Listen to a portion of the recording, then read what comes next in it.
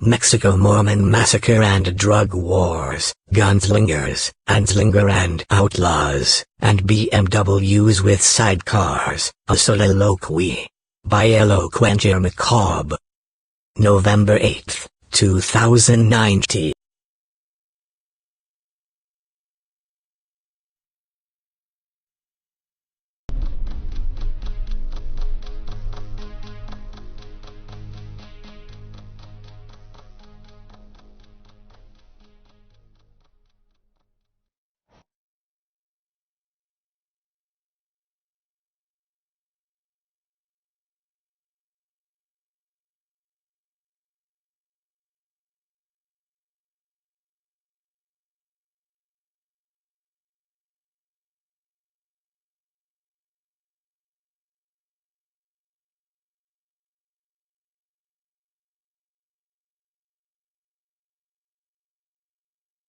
In response to recent Mormon Mexico massacre story, for example, U.S. Mormons killed in drug cartel attack, Trump urges Mexico to wage war. And in response to provocative but perhaps not inaccurate comments that these people showed typical signs of outlaw lifestyles, their community having its origins in renegade outlaw running from the law behavior.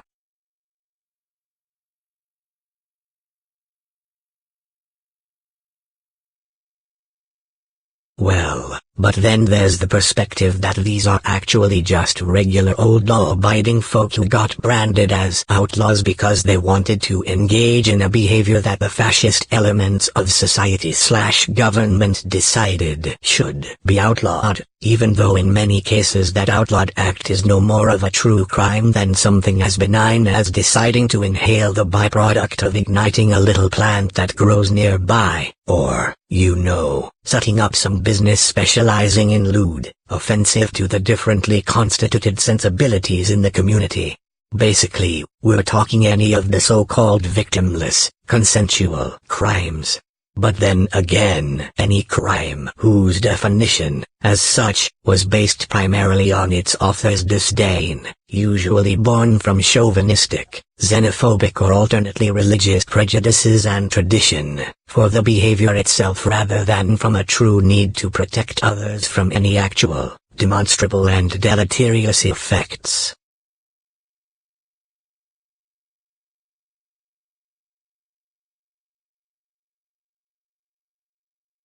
But, as has been demonstrated, the mere act of labeling someone, or indeed, even a whole group of people, as outlaws, will immediately begin to shape the very psyche of that person, gradually, into exhibiting patterns of mentality, as well as the consequent behavior of that mentality, either from the sheer need to avoid the law, as in, the long arm of, and all that that entails, or, more insidiously still, from the gradual decay of respect for the now tarnished, nakedly unjust law itself, unveiled, as it were, to the nascent, newfound, nominal criminal, spawned ex nihilo, and presented like some other dimensional villain bust in from Earth 616 by the nefarious baddies in power, as part of a diabolical scheme to sow misery and distrust and chaos in the land when suddenly an outlaw exists in a space where none did before. Yesiri, don't you know?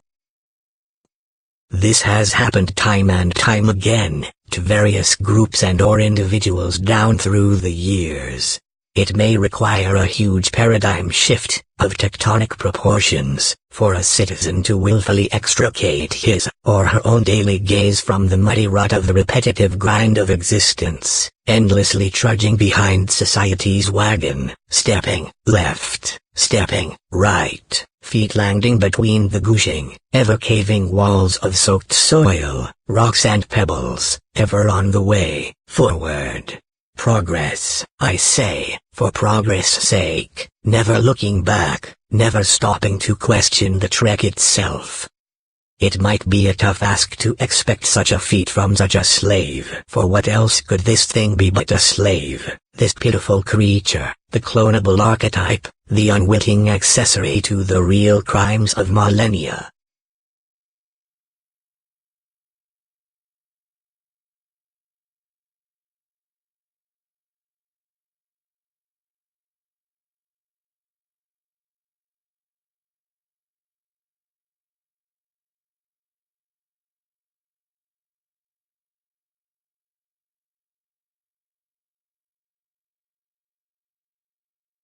But if one could lift one's sight, just for a single tick of the epical or epochal clock, draw one's jaw from the apocryphal blah, huh.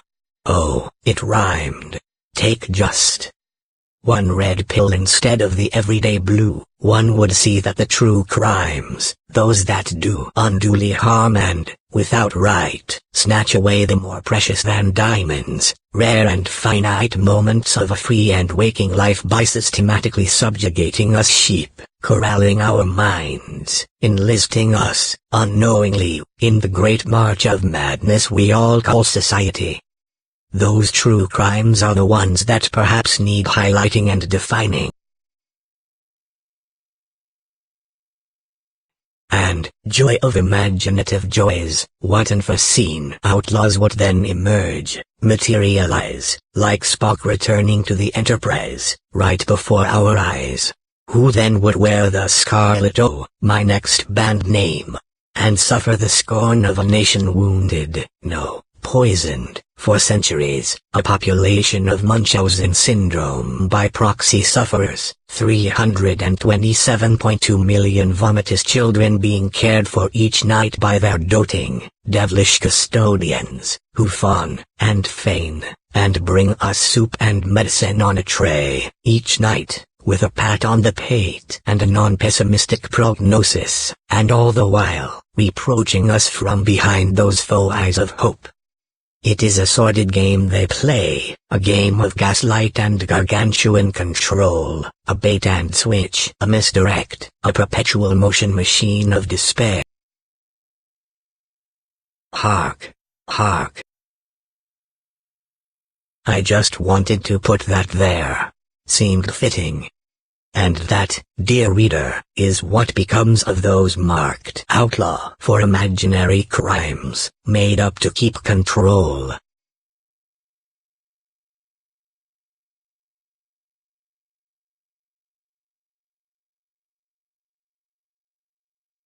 If a perfect balance of freedom and well-being really were the goal of these, our great societies, we'd truly live and let live, respecting as equally free each fellow traveler on this great, mysterious spaceship hurling through the universe, allowing those who choose to wear ridiculous stovepipe hats to wear them if it makes them happy, or even if not, so long as they've chosen to do so of their own free will, and only restrict them from wearing them in the event their wearing them infringes on someone else's right to do their thing, like perhaps at a movie, for instance.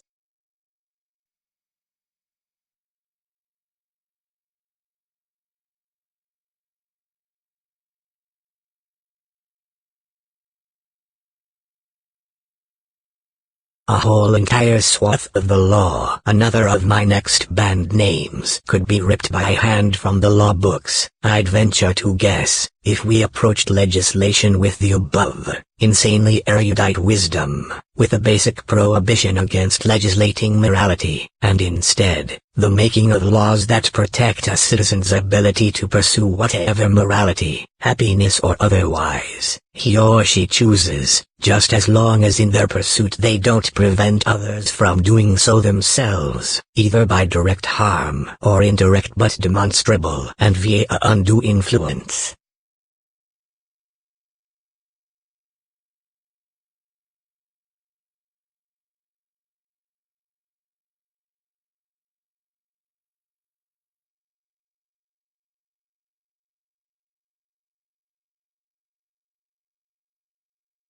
Suddenly you hear it. The collective clang of 10,000 jail cells unlocked and the reverse of slamming open. And all the much maligned, but not reefer mad, millions walk out, hand in hand, singing paeans to pot, penning poems of praise, imaginatively waylaid, coining phrases of nonsense like lots of snot. And the world revolves a little easier on its axis of free will, as the rest of us breathe out a collective sigh of relief, secretly planning to take advantage of the new freedom, as it'll no doubt be called, by setting up dates with all the young, potential second and third brides we could ensnare, cajole, woo into our nuptial orbit. Freedom. It's Australian phobia.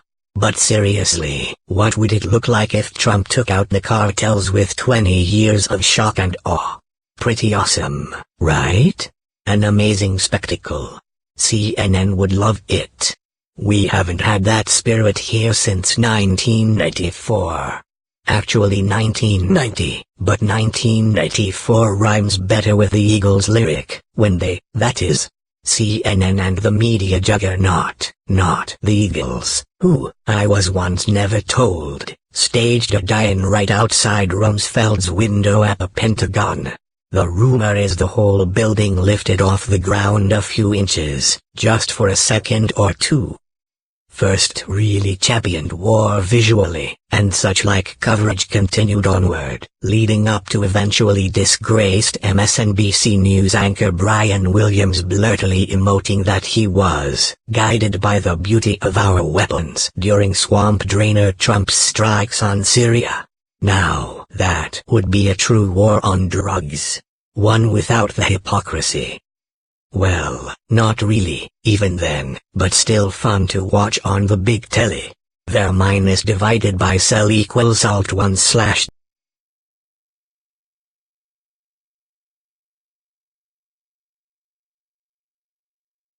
And then, we'd have catapulted from the failed 50-year war on drugs, which has cost bazillions of dollars and imprisoned countless tens or hundreds of thousands of otherwise innocent fellow trekkers, as we refer to them. You'll recall, when we're remembering to respect everyone's absolute right to explore this world's offerings at will, within reason, and based on the aforementioned strictures and policy guidelines that would be needed to manage such an enterprise in freedom among nearly 500 million peoples, the very same imprisonments, I'll remind you, that needlessly shattered many a sacred family unit, and which special SFU fairly all of the sorts of opiners on the topic who usually weigh in on the proto-fascist side of the fence have spent great loads of moments heralding as the thing, above all others, which should be protected, even by Holy Writ, and or Quill of Donald, if needs be. But when it comes to the terrible evil of allowing some smoky particles of converted leafiness to travel lazily down the lingual lane until the epiglottal detour, well, then, hallowed family be damned, sacrosanct is sacrosanct. Again, huh? Tear it asunder and imprison their Satan-worshipping dad, for he cannot be permitted to continue to walk amongst us whiskey-drinking Protestants, who manage to maintain our own families with exquisite aplomb, somehow. But now, after said US v Mexican cartels, a pretty hot war begins, we'd have catapulted ourselves into a new war on drugs, an actual bang-bang, boots-on-the-ground war. And not just in some distant, exotic locale, one we can revisit in 30 years and comment on how amazing the locals' magnanimous sense of holding no ill will toward us is. This one would be right on our proverbial doorstep, as it were. But of course the president has promised it will be quick and easy, so there's that. But I regress. I'm talking about consensual crimes. And making outlaws out of whole cloth, sounds like a version of paper dolls, strung together, again, holding hands. We've let the Harry Anslingers, and Richard Nixons and Nancy Reagans and William and Mary Reid, Hillary Clintons of this world dictate how we should feel about these things. Alcohol drug. Good. Except for that one historical hiccup, right? Cannabis plant drug. Bad. So bad that, screw you, you're going to jail, devil's spawn. Hope your little ones, Andrea and Jimmy Jack, can still grow up sane, minus that imperative family personage, the father, also known as, without you. Them weed smokers, lock 'em up. Who gives a flying circus if these are fellow travelers on the planet?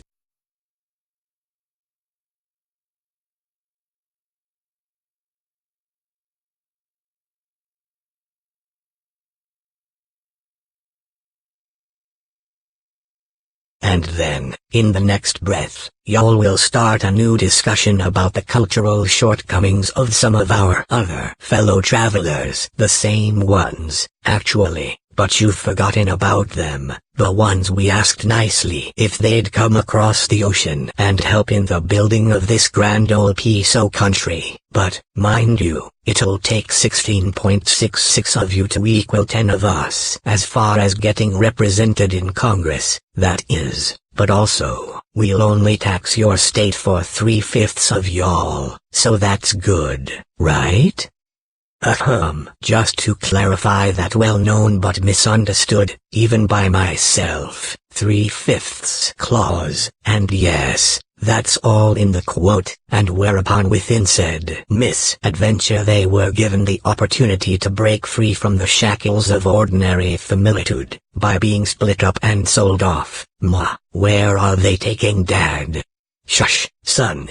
He's embarking on a great opportunity. Oh, and me too, I'll be headed that way. I do wish you well, son, in your journeys and whatnot, over the coming centuries. And do try to behave, despite any unbidden and enormous sense of alienation and subsequent feelings of being existentially lost and adrift in the world due to centuries of abuse, legalized injustice, and the economic and spiritual analogues to being held back a grade for 400 years in a row. In fact, at some point, you may want to shrug off the centuries of cultural entrainment and check your boots for straps. They could come in handy, so useful those things. Now if only those boots could manage to get themselves up on your feet, there'd be a lot less struggle. Oh, and remember, don't pick up the reefer, or there'll be hell to pay, you know, later on down the road a bit, when people like Harry Anslinger get a wild hair and a seat in power and the ability to legally harass and harangue entire targeted populations of us with new laws against the devil's weed.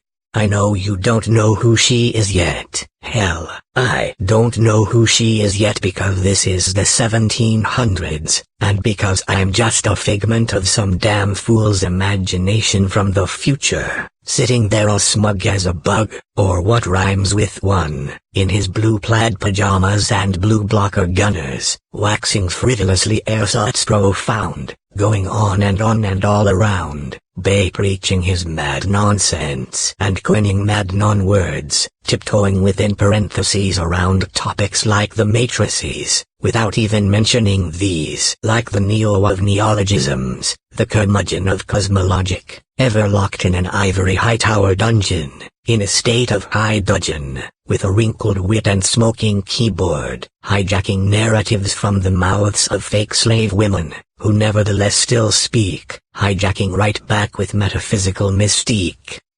Remember, dear boy, and raise a joint in her name, the misguided jazzist, the late, great Billie Holiday, who sang Strange Fruit to fame and misfortune, when old Anslinger set his sights upon her. Ah, many stories, yet to tell, to hear. If only you can get your gaze up out of that mud.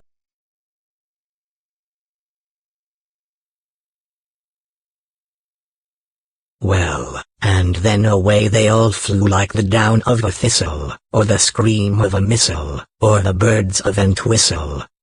Never mind, that was going to be a signature sign-off, after the steam's run out, no energy to make an artful denouement, no grand summation of the salient points, and a wistful wave goodbye.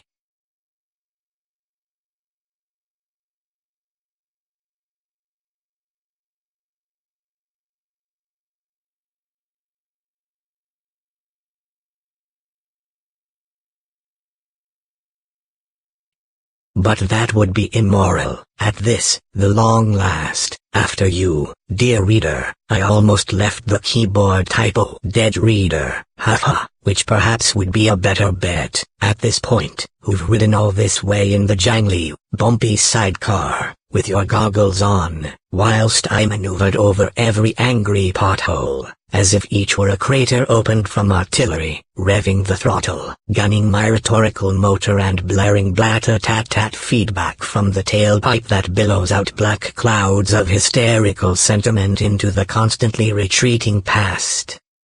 To the road behind, and floating up to cover the fluid like Easter sky in my inky ilk, my sooty sooth, assassinating lies like John Wilkes Booth. In truth, or perhaps actually not, it just rhymed.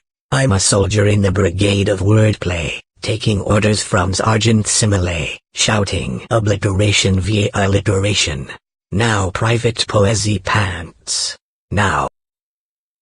Yes, to pull at this abrupt point, the bolt that secures your sidecar to this 1939 BMW R12 in which I and you have been tooling around this whole time, with nary a single-story moral or an invective-laced imploration thrown out. To all you implorables, I smell a Hillary trope baking in the oven there, somewhere, not even just a stern shake of the hand and head in noble wink-wink nudge-nudge fashion, as if to say, if you know what I mean, and I think you do, say no more. It's an oft-tossed suggestion, at junctures such as this.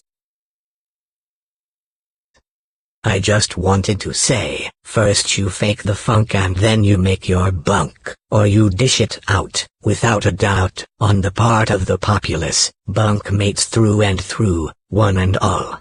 Happy accessories, we. Now, who's for unlocking all them jail cells? Who? Who let the druggies out? Finn.